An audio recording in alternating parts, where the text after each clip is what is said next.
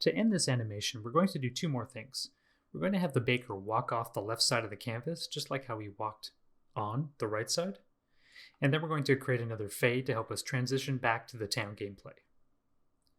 First, make sure that the asset key for the Happy Baker sprite is just a few frames past this final pair of position and scale keyframes, because we're going to be switching to another asset key very quickly.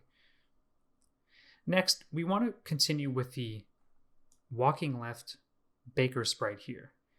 Now you might be tempted to just copy this track, duplicate it, and then move it over here, and then reposition it again, which you absolutely can. However, we can actually do something to keep our timeline from getting too cluttered. I'm just going to close my Baker Happy asset key here. And you can actually right click on the asset key, not the track, but the asset key itself, and you can choose copy key. And if you move your playhead a little bit further down the dope sheet, let's actually put it right to this frame. It should be the frame right after your baker disappears. And you right click here again and choose paste key. You'll actually create a duplicate asset key, but not a duplicate track. This is a great way to keep your timeline clutter-free. So if I pop open the arrow here to see our parameter tracks, you can see that those parameter tracks extend. And because we make keyframes here, these keyframes apply to both this asset key and to this asset key.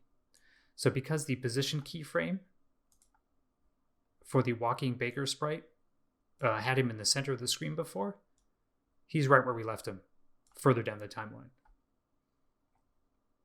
So what we need to do is make him walk off the edge of the screen. So we can do this a few different ways. I'm going to use a combination.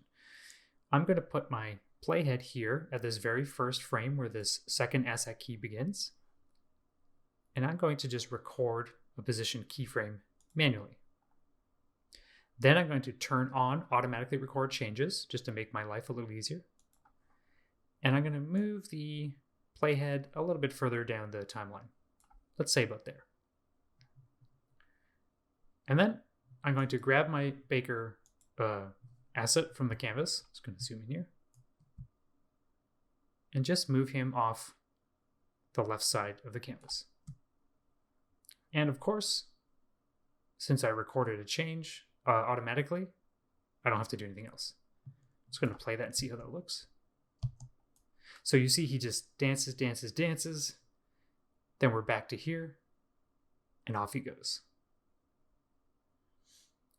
You can also change the image speed again. So if you feel like the way he walks off should be a little bit faster, you want him to exit more quickly, you can always record a keyframe for the image speed and then change it as well, whatever you prefer.